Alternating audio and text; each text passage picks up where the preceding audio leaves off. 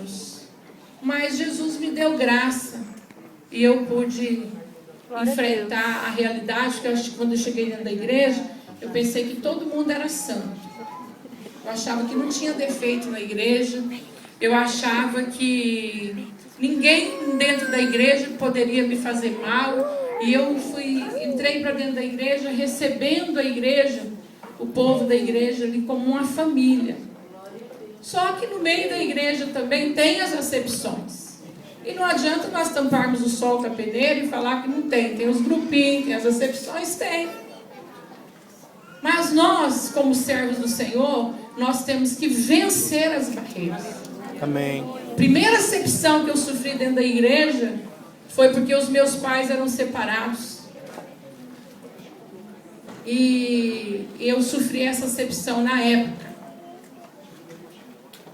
dentro da igreja. Então, não sabiam né, as mães, qual seria a minha procedência por a minha mãe ser separada do meu pai. Entendeu? Então, a primeira acepção que eu sofri. A segunda foi as meninas pensarem que eu queria namorar o namorado delas. E eu nunca havia namorado ninguém. Na verdade, namorado mesmo, eu tive o Yoshikazu Takayama. Foi o namorado e o marido depois. Conheci ele, e em 5 meses eu me casei. Quase 6 meses. Então foi assim muito, muito rápido. E então eu passei por isso, na igreja. Mas graças a Deus eu venci também. Deus me deu graça. Deus me deu vitória. E eu venci também. Para a glória de Deus. Por isso, quando alguém vem falar assim, porque fulano isso, eu entendo o que acontece. Amém? Eu entendo o que o jovem sofre. Eu entendo as separações que existem. Eu entendo que tem jovens que se achegam mais a outros jovens. E parece que eles se fecham naquele grupo e outros jovens não podem penetrar. E esse jovem parece que fica retirado. Eu passei isso. Outra coisa, eu não tinha roupa boa para vestir. Pobre.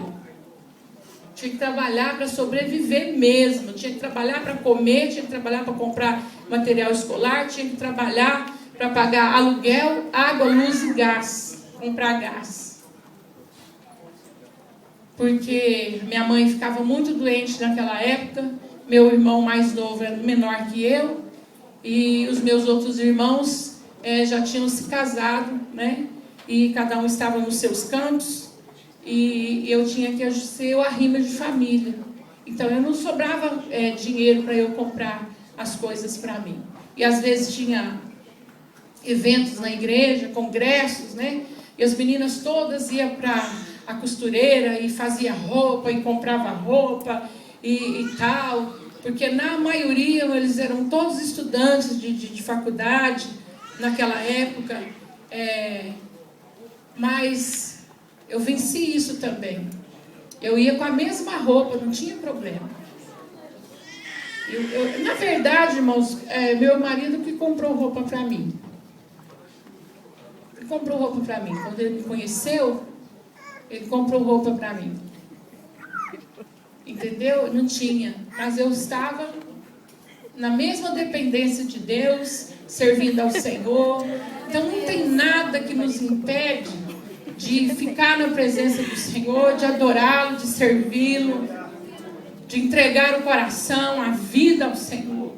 Porque o Senhor, Ele trabalha em nosso favor. Amém? Então eu sei tudo que você passa. Às vezes você quer ir num evento, num lugar, principalmente o adolescente que depende da mãe e do pai. Às vezes a mãe e o pai não têm, às vezes a mãe e o pai não se esforçam para que o filho esteja participando dos eventos, e sempre a desculpa não tem dinheiro, não dá para ir. Mas eu passei tudo isso. Mas o Senhor cuidou de mim, graças a Deus. Então, nesta tarde, eu quero falar para você, não desista. Não desista da casa de Deus. Não desista da obra de Deus.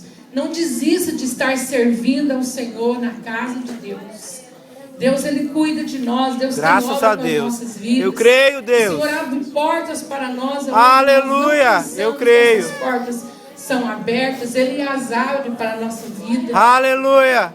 E a palavra de Deus, ela se cumpriu. E eu estou aqui, ó. Glória a Deus por isso. Viu? A palavra de Deus se cumpre. Jovens para nações. Às vezes você está aqui hoje, né? Você já veio de uma outra nação. Você já conseguiu chegar até aqui. E daqui, Deus tem um plano para te levar às nações. Amém. Para que você faça a obra de Deus. Para que o Evangelho chegue a outros lugares através da sua vida. Amém, igreja? Amém, jovens? No nome de Jesus. Que você abra o seu coração e não se feche, viu, no seu mundo. Não se feche nas suas impossibilidades. Não ponha cerca, dizendo que você não consegue, que você não pode, que você não sabe nada. Não ponha cerca, porque quando Jesus falou comigo, eu também não sabia nada. Mas eu estou aqui, ainda continuo aprendendo. Mas o Senhor, Ele cumpre com a sua palavra. Aleluia. E Ele nos dá vitória, né?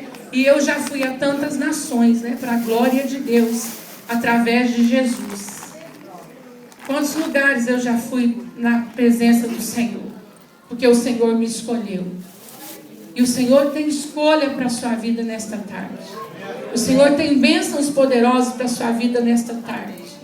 Não deixe o mundo te tragar. Não saia da presença de Deus. Não deixe de estudar. Não deixe de aprender tudo que você precisa aprender. Amém? Na presença do Senhor. Não fique só com brincadeira, sabe? Hoje em dia nós temos a facilidade dos eletrônicos, né? Nós temos a facilidade da informática, a internet, tudo. Mas não fica só perdendo o seu tempo com internet, com coisas que não edificam, não. Busque conhecimento, busque sabedoria, busque entender, aleluia, aquilo que Deus quer da sua vida. Busque fazer algo que te traga instrução. Busque conhecimento. Eu pensei nessa palavra de Daniel, que primeiro capítulo de Daniel diz assim: no ano 3º do reinado de Jeoaquim, rei de Judá, veio Nabucodonosor, rei da Babilônia, a Jerusalém, e a sitiou. O Senhor lhe entregou nas mãos a Jeoaquim, rei de Judá, e alguns dos utensílios da casa de Deus. A estes levou-os para a terra de Sinar, para a casa de seu Deus, e pôs na casa do tesouro do seu Deus. E disse o rei Aspenaz, chefe dos seus eunucos, que trouxeram alguns dos filhos de Israel, tanto da linhagem real como dos nobres, jovens sem nenhum defeito, de boa aparência, instruídos em toda a sabedoria, doutos em ciência, versados no conhecimento, que foram competentes para assistirem no palácio do rei e lhes ensinasse a cultura e a língua dos caldeus. Determinou-lhes o rei a ração diária das finas iguarias da mesa real e do vinho que ele bebia, e que assim fossem mantidos por 3 anos, ao cabo dos quais assistiram diante do rei. Entre eles se achavam os filhos de Judá, Daniel, Hananias, Misael e Azarias. O chefe dos eunucos lhes pôs outros nomes, a saber, Daniel, a Beltesazar, a Hananias de Sadraque, a Misael de Mesaque e a Azarias de Abidnego. Resolveu Daniel firmemente não se contaminar-se com as finas iguarias do rei, nem com o vinho que ele bebia. Então lhe pediu ao chefe dos eunucos que lhe permitisse não contaminar-se. Ora, Deus concedeu a Daniel misericórdia, compreensão da parte do chefe dos eunucos, e disse o chefe dos eunucos a Daniel: tenho medo do meu senhor, o rei, que determinou a vossa comida e a vossa bebida, pois veria ele o vosso rosto mais abatido que dos outros jovens da vossa idade. Assim porias em perigo a minha cabeça para com o rei. Então disse Daniel, o cozinheiro-chefe, a quem o chefe dos eunucos havia encarregado de cuidar de Daniel, Hananias, Misael e Azarias: apresenta, peço-te, os teus servos 10 dias, que se nos deem legumes a comer e água a beber. Então se veja diante de ti a nossa aparência e é a dos jovens que comem das finas iguarias do rei, e segundo vires, age com os teus servos. E ele atendeu-os e os experimentou 10 dias. No fim de 10 dias, a sua aparência era melhor.